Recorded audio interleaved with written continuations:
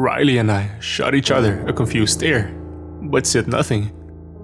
Adams was already well on his way to the airlock of the SS-14, slowly propelling himself with his thrusters. Carter followed closely behind, and soon the entire group of survivors was unanimously headed towards the silent behemoth of a ship. "Captain, there might be maggots in there," I said through the radio. "I know," Adams's voice came tiredly through the radio. "But some of us are low on oxygen. We need to replenish it, and if possible, repressurize the station. We need to contact HQ and warn them of the dangers here before those maggots spread." Even though no one responded, it was clear that we all agreed.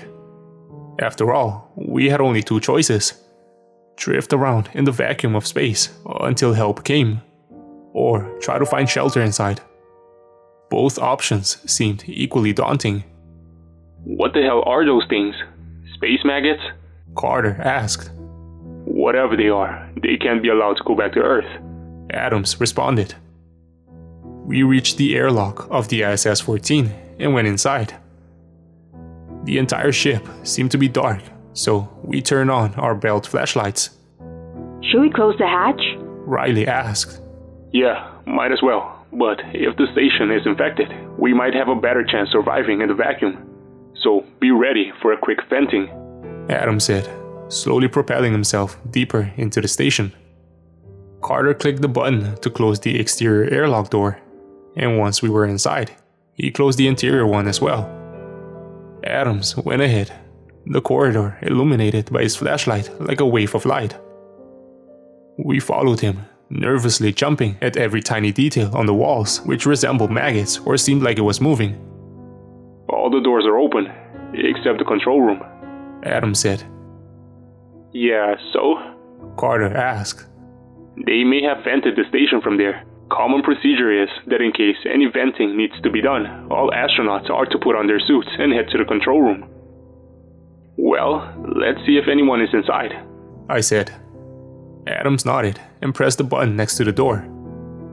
A message popped up that said, "Warning, pressure inside the room is higher than the pressure outside. Do you wish to equalize pressure?" Adams clicked on yes. "Equalizing pressure, stand by." The message blinked on and off for a few minutes, and I felt myself becoming heavier gradually as the gravity adjusted, until all four of us were with our feet on the floor. The display turned green as it said, "Pressure adjusted. Warning, emergency power online. Oxygen production offline. Please use emergency oxygen stations to replenish your oxygen." The door slid aside and we were met with the dim red glow of the control room. Immediately, we saw the body of an astronaut lying face down in the corner of the room.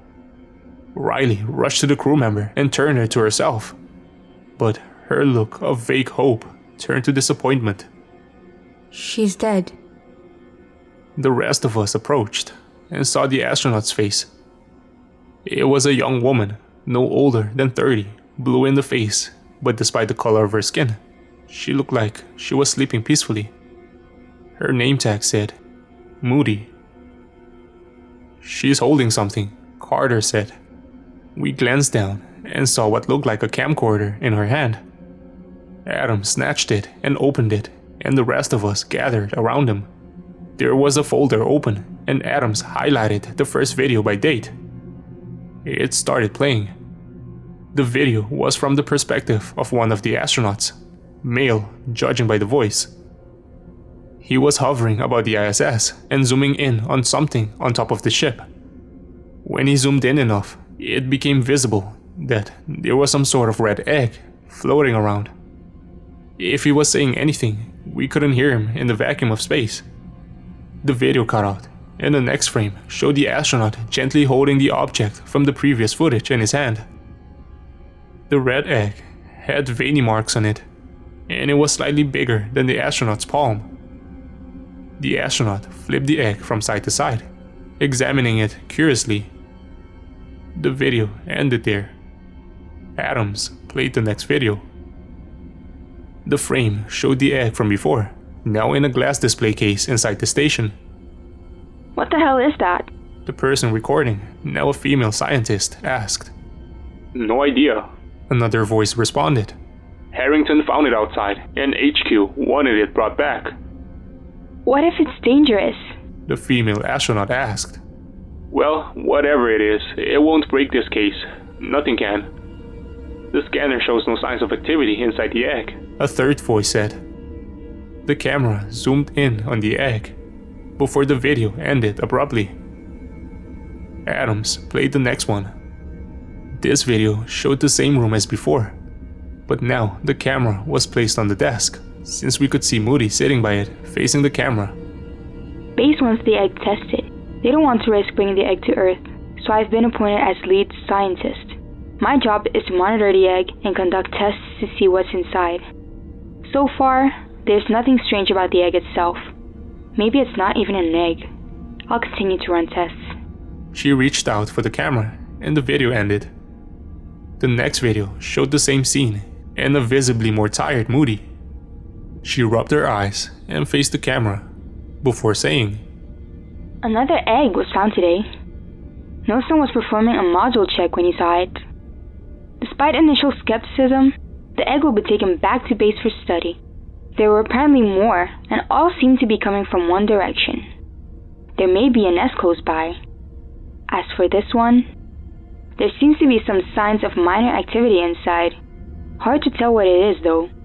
Whatever it is, it could be our actual first contact. She ended the video. I heard Carter mumble, "Oh shit," under his breath. Adams played the next video. The footage showed the same egg from before, but it was now cracked at the top and on the side. Tiny crimson maggots were squirming around the display case lazily. What are those? Moody asked. Alien worms? A voice next to her asked. Was the egg rotten? She inquired. Didn't look like it. Maybe the worms are supposed to hatch out of it. No idea. One of the maggots started slithering on the glass, moving upwards. The camera zoomed in, and I clearly saw the bodies of the maggots crawling over each other. It looked like they had tiny hairs on their bodies. The video ended. I felt itchy all over my body, unable to shake the feeling of bugs crawling all over me. The next video showed Moody in the same room. There was visibly a lot more maggots inside the display. She said, They are reproducing at an enormous pace. The maggots seem to be dormant in the vacuum, but able to survive. Keith followed the trace where the eggs are coming from, and he says he found their nest close by. It seems that this is really going to be first contact. He hasn't responded to our call yet though, so the signal must be bad there. The video ended, and there was only one more video remaining. Adams played it. The frame was shaky, but we saw what was clearly the room from the previous footages. However, this time the glass display was broken, and there were countless maggots all over the place, covering every inch of the floor and every piece of item and furniture inside the room. The egg inside the display was broken into pieces now, and barely visible from all the maggots crawling over it. Moody, move! Someone shouted. Moody panted in panic and pressed the button to lock the door. She pointed the camera left, down the hallway, and thousands more maggots came into view. Moody turned around and ran. A blood-curdling scream was heard somewhere before it was completely silenced. Moody ran inside the control room and turned around. Harrington came into view with his spacesuit. He pressed the button to lock the door from the outside and shouted, Moody, vent the station! Wait, what about you and the others? No time, I'll open the second airlock. Get ready! He ran out of view, ignoring Moody's plea to stop. Another scream was heard over Moody's radio. She stood in the room, panting in panic and looking over her shoulder. Moody, do it! Harrington shouted over the radio. Moody approached the panel in the corner of the room and opened it, revealing a big switch. She grabbed it and held it hesitantly. Moody, don't! I can't get to my spacesuit! Another crew member's voice came through. Do it! Harrington shouted. Moody was audibly crying by this moment. With hesitation, she pulled the switch down and heard another short-lived scream. The video cut out and came back the following second, showing Moody in a dim-lit room with red light, gasping for air. She pointed the camera towards herself. Tears were streaming down her face. She exhaled with a trembling voice and said, Oxygen production was damaged. I only have a few minutes left. HQ doesn't know what happened, and everyone else is dead. All of the maggots have been vented out, but the nest is still out there. Whoever finds this, you have to destroy the nest. It's close by. The coordinates are on the wall here. She pointed the camera at a wall, and we unanimously looked at the numbers on the wall, which were still there. Moody took a few shallow breaths and said, Also, please send my final message to my sister. She started sobbing more. Haley, I'm so sorry. You were right. Space is really bad. I wish I'd listened to you. I'm glad Mom isn't alive to witness this. I'm sorry for being so stubborn. I'll always love you, little sister. She sniffled and cried before turning off the camera. The four of us stared at the blank screen in silence. Jesus, Carter muttered.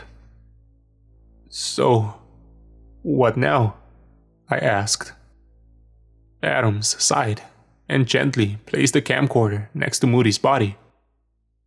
We're going to the nest, he said with determination. Whoa, Captain, you can't be serious, Carter said. Carter, you can stay if you like, Adams said and looked at Riley and I. Same goes for you too. Wait for rescue if you like, but I have to finish this. No way, Captain. I'm coming with you, I said. Riley agreed to come too. So in the end, Carter threw his hands up in the air and said he'd come along as well. Alright, then let's fucking do this, Adams said. We replenished our oxygen tanks and found whatever could be used as a weapon. There were no guns aboard the ISS, which probably wouldn't be useful against maggots anyway. So instead, we grabbed lighters, deodorant cans, and pieces of cloth that we could set on fire. Before we knew it, we were back outside in the vacuum of space. Adams led the way, propelling himself through, with the three of us following closely behind. How the fuck do we even know how this place looks? Carter asked. For all we know, it could just be a floating nest and long gone from that location. No choice, Adams replied. We gotta find that thing. If not us, someone else will have to do it. We're not paid to do this sort of Carter. If you're just gonna bitch the whole time, then turn back and get the fuck out of here, Adams shouted through the radio. Carter hasn't responded. We flew in silence for a while, until Riley spotted some tiny object in the distance. It looked round and reddish. What the fuck is that? I asked, immediately suspecting to one thing. Adams flew there and grabbed the object, inspecting it curiously. He turned to us so that we can observe it as well. An egg, just like in Moody's footage, he said, letting the egg float. Indeed, it looked exactly like the red veiny egg in the video. I saw more details than in the video though. In addition to the bulging veins, there were thin, orange ones on the inside, visible on the surface. It reminded me of the time when I cracked open an egg, and instead of the yolk, saw an embryo of a chick. Adams grabbed the spray can and lighter. Everybody, back up, he said. He flicked the lighter on and the flame appeared, moving not upwards like in normal gravity, but dancing in various directions, almost like when blood starts to flow underwater. Adams put the spray can behind the flame and pressed the button. Although we heard no sound, we saw the wave of flame expanding like a torch and setting the egg aflame. Immediately, we saw little maggots wiggling out and going for the captain. But Adams didn't let up with the flame. His face intense with revenge and anger, the flame reflecting from his helmet. He was practically burning them to a crisp. Even after the egg was nothing more than a burned shell, he continued burning it. Captain, you got him. let's go, Carter said. Adams finally let up, observing his artistic piece of work, before letting out one more gust of flame and then turning around. Let's go, he said emotionlessly. We were far ahead of the ISS by this point, a good 20 minutes since we left. The station seemed tiny from here, and we were mere specks of dust floating through space, surrounded by miles and miles of vast nothingness.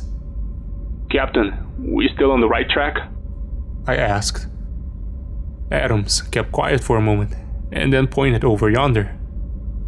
Riley, Carter, and I looked in the direction he was pointing, and there it was. Some kind of an object in the distance. It was hard to tell what it was, but it looked rectangular, human-made, and not crude like a piece of rock from space. We started seeing eggs more frequently floating past us, but there were too many to deal with individually, so we just let them be. As we got closer, it became clearer that the object we were seeing was indeed like a cube. Greenish in color, with black lines going along the edges like columns. Is this it? Carter asked. It was big, a lot bigger than I anticipated, easily towering over 50 feet on each side. Right in front of us was a rectangle-shaped entrance near the bottom part of the cube object. One egg floated out of there, spinning in the air. Adams pushed it out of the way and illuminated the entrance. It had the same kind of green and black colors like on the exterior, but nothing noteworthy about it. He looked at me and gestured with his head for me to go in. I did as he said, and gasped in awe at what I saw. The interior looked exactly like the exterior, but the greenish lines that went along the walls glowed in color that gave off the vibe of radioactive material, showering me and my crew members in sickly green. I realized that there were eggs strewn about, firmly stuck on the walls in some sort of gooey substance. What the fuck? This must be the nest. Captain, are you seeing this? Carter asked. When we got no response from Adams, we shot around to see what was going on. Before we realized what was happening, the exit slid shut and Adams was out of sight, the green glowing brighter now. Captain! I shouted. For a moment, there was only silence. And then Adams spoke. I'm sorry, guys. I didn't want to do this. You see, these worms aren't just flesh-eating parasites. The maggots can devour things quickly, yeah, and they can reproduce quickly too. But they are also intelligent beyond our comprehension. My heart was beating fast at this moment, and I got a really bad feeling. Captain, open this fucking door! Carter slammed on the wall, which was previously an open space. Adams continued. They can get inside the host and devour him from the inside out in a matter of seconds, taking control of the body. You see, Adams wasn't careful enough when evacuating the ship, and the three of you didn't care enough to check him for any marks. I can't allow you to stop this process. Carter started slamming the door harder, Riley visibly panicking, and I kept glancing around to see if any of the eggs had hatched by any chance. Just then, a voice came over our radio. ISS-14, this is HQ. Is anyone still alive there? HQ, we're here! We got a situation here! I shouted into the radio. A moment later, HQ said again. This is HQ. Is anyone alive out there? I tried again, along with Riley and Carter, but they couldn't hear us. And then Adams spoke. HQ, this is Captain Adams of the Collector. There are no other survivors. I'm on my way to you now. Copy that, Adams. We'll stand by. HQ said. We tried contacting HQ again, but to no avail. Either Adams jumped our signal or it was blocked inside the structure. Just then, I caught something with my peripheral vision. One of the eggs had started to hatch, and maggots were wiggling out of it. We gotta get out of here, I said. Carter was still busy slamming the door and trying to contact HQ, unaware of the eggs hatching.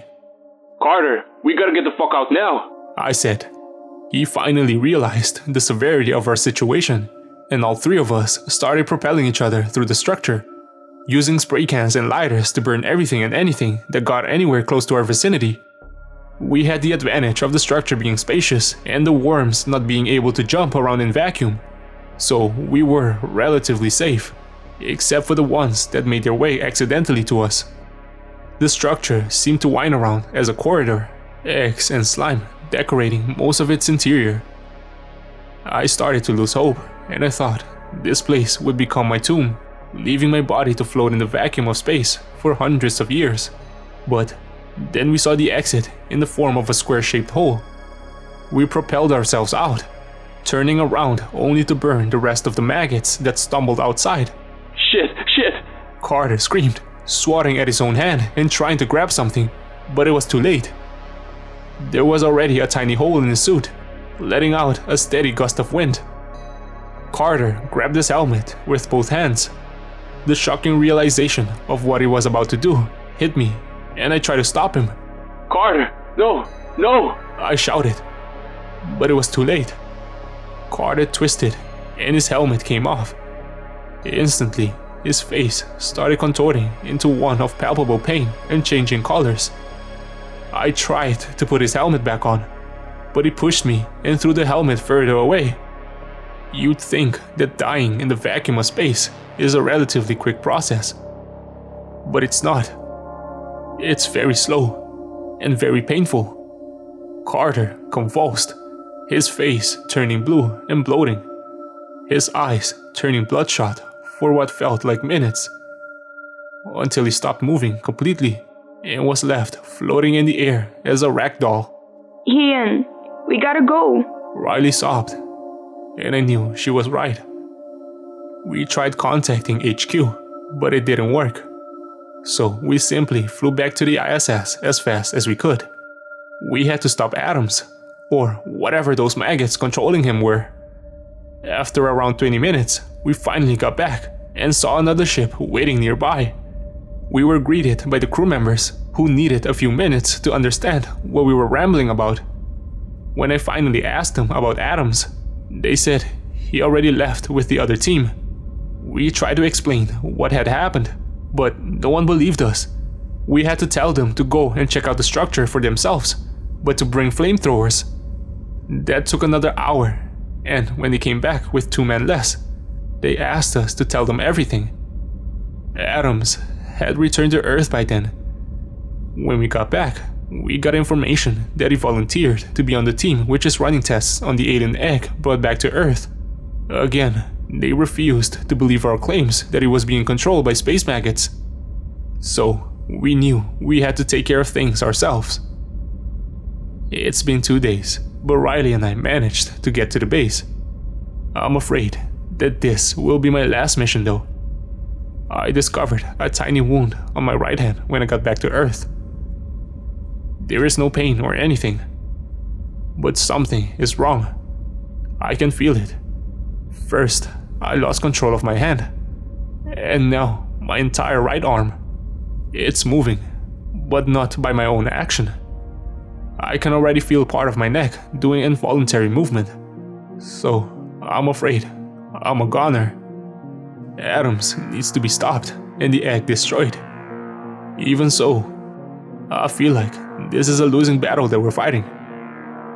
That structure out in space was made by someone or something other than humans. And they put those eggs there for a reason.